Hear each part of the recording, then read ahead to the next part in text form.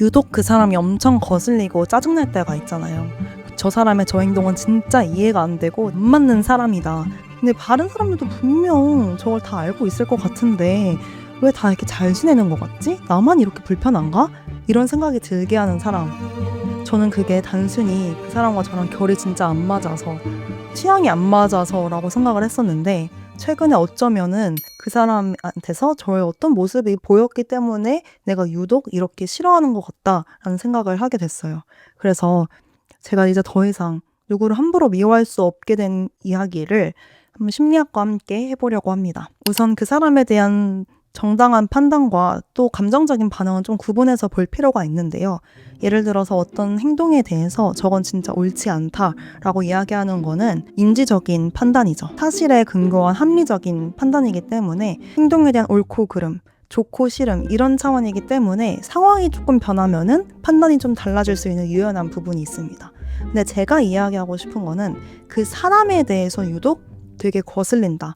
왜 이렇게 화가 나지? 저건 참을 수가 없다. 라는 어떤 감정적인 반응에 대한 이야기인데요. 행동에 대한 정당한 반응이라기보다는 그 사람이기 때문에 더 유독 감정적으로 반응하는 거죠. 사안의 크기에 좀 비례하지 않고 개인적인 어떤 감정이 섞여서 유독 그 사람한테 좀 혐오적인 반응이 일어나는 것. 인지적인 판단과 내가 그 사람한테 감정적으로 반응하는 건가에 대한 좀 구분해 볼 수 있는 세 가지 기준이 있습니다. 첫 번째는 같은 행동인데 사람에 따라서 반응이 다른 경우입니다.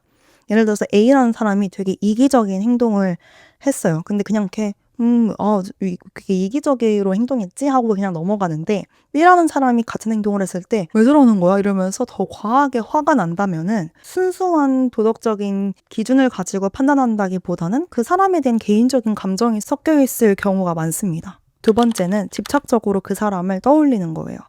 진짜 내가 싫고 관심이 없는 사람이면은 어떤 판단 이후에 그냥 잊어버리는 경우가 많거든요. 근데 계속 그 행동을 막 곱씹게 되고 왜 저러지? 이러면 그 사람이 나타날 때마다 막 관찰하고 분석하게 된다면은 그거는 어떤 나의 무의식의 어떤 부분이 건드려져서일 수도 있는데요. 마지막으로는 왜 이렇게 내가 화가 나지? 라고 자문이 드는 순간인데요. 스스로도 좀 반응이 과하다고 느껴질 때가 있잖아요. 나만 이렇게 불편한가? 왜 다른 사람들은 괜찮아 보이는데 나만 이렇게 불편하지? 라는 생각이 들면은 어떤 그 도덕적인 판단 뒤에 내가 왜 이러지? 라는 어떤 자녀감이 좀 불편하게 남잖아요. 뭔가 자기 의심이 들고 내가 이걸 좀 내가 예민하게 반응하는 건가? 이런 생각이 든다면은 감정적인 반응일 확률이 높습니다. 살다 보면은 그런 대상을 한두 번씩 마주하게 되는 것 같아요. 저도 평소에 막 인간관계에서 큰 적을 두지 않고 되게 원만하게 잘 지내는 성격인데 몇 년 전에 학교 팀플에서 그런 대상을 만났는데요. 그 사람은 굉장히 외향적이고 활발한 사람이었어요. 그 사람이 팀장이었는데 팀장으로서 일정 정리나 회의록 작성 이런 거는 굉장히 잘하는데 막상 해온 결과물을 보면은 너무 형편없는 거예요. 제가 봤을 때는. 그래서 저 사람 진짜 빈수레가 요란하다. 앞에서는 되게 능력 있게 팀장으로서 잘하는 척을 하면서 막상 결과물은 별거 없고 되게 요란한 스타일이다 이러면서 진짜 무능력하다. 되게 속으로 비판을 많이 했던 것 같아요. 그러면서 막 같이 팀 하기도 싫고 막 이런 혐오적인 감정이 좀 많이 들었는데 희한하게 다른 사람들은 별 생각이 없어 보이더라고요. 그래서 내가 너무 예민하게 반응하는 건가? 나만 저 사람이 일 못하는 걸 내가 발견한 건가? 막 이러면서 희한한 생각이 들었었는데요. 그 심리학자 칼 융의 그림자 이론이라는 게 있어요. 여기서 말하는 그림자는 자아가 받아들이기를 거부한 어떤 자기의 다른 모습을 이야기해요. 특히 어렸을 때 이런 모습은 옳지 않아. 이런 생각은 부끄러운 거야 라고 학습하면서 그 기준에 맞지 않는 어떤 기질이나 생각, 충동들을 스스로 계속 억압하고 무의식 속으로 밀어 넣는 거죠. 예를 들어서 분노하는 건 나쁜 거야. 게으른 건 나쁜 거야. 나약한 거는 옳지 않아. 배운 것들을 화내면 안 되지. 내가 게으르면 안 되지라고 나의 그런 모습들을 계속 부정하고 그렇지 않기 위해서 밀어 넣는 거예요. 근데 그런 모습이 나한테서 완전하게 사라졌다기보다는 무의식적으로 남아서 그걸 은은하게 따라오게 되는데 그걸 그림자라고 하는 거예요. 의식이라는 빛이 있다면은 어쩔 수 없이 내가 억압한 무의식이라는 그림자가 생기게 되는 거죠. 근데 여기서 주목할 점은 그 그림자가 평상시에는 잘 드러나지 않다가 타인한테 투사되면서 그런 것들을 발견하게 된다는 것입니다.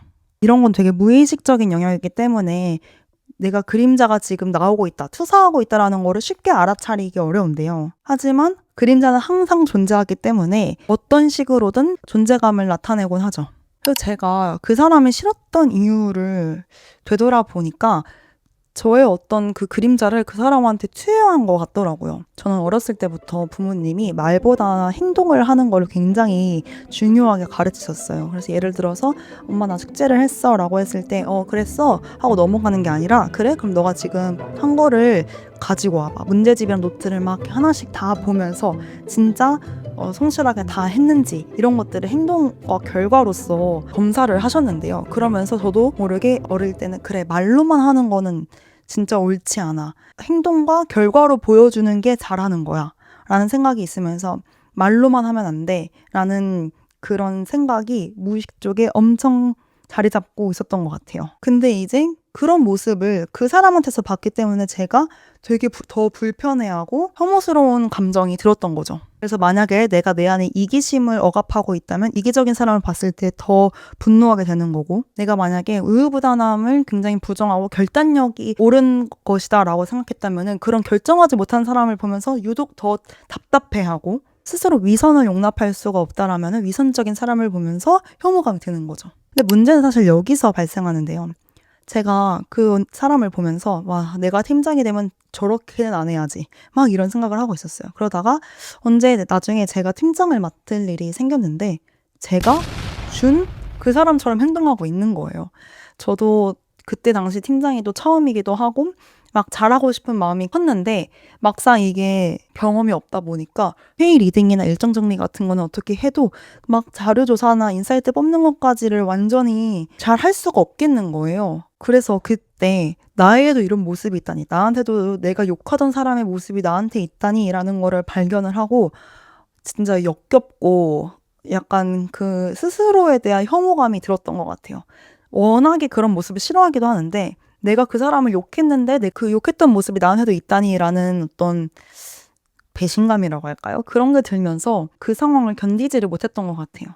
그래서 제가 그때 느꼈던 게 내가 타인한테 겨누고 있었던 칼이 나한테 스스로한테 더 가혹하게 돌리고 있었다라는 거를 알게 됐습니다. 사실 그림자는 부정에도 따라다니는 거고 나의 모습이잖아요. 그러니까 사실은 내가 그 사람을 싫어했던 것만큼 사실은 나의 그 그림자를 내가 되게 더 싫어하고 있었던 거예요. 특히 제가 그 사람 보면서 난 저렇게 하지 말아야지 라면서 억압했던 게 강했기 때문에 더 자기 검열인과 완벽주의가 심해지면서 그 상황에서 더 스스로에게 분노했던 것 같아요. 물론 모든 혐오의 원인이 다 스스로한테 기인하는 건 아니에요. 객관적으로 판단할 수 있고 또 나의 신념과 그 사람의 신념이 진짜 충돌했기 때문에 맞지 않는 경우도 있죠.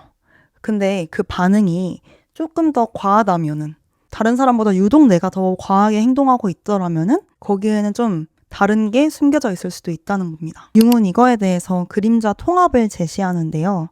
그 그림자를 의식화하고 통합하는 거죠. 아, 나한테도 이런 모습이 있을 수 있네. 나도 말로만 번지르르하게 할 때가 있고 결과물은 좋지 않은 경우가 있네. 그러니까 저한테도 그런 모습이 있을 수 있다라는 거죠. 어떤 맥락과 상황 속에서는. 이렇게 스스로 받아들이고 마주하는 거를 융은 그림자와의 대면이라고 이야기를 했습니다.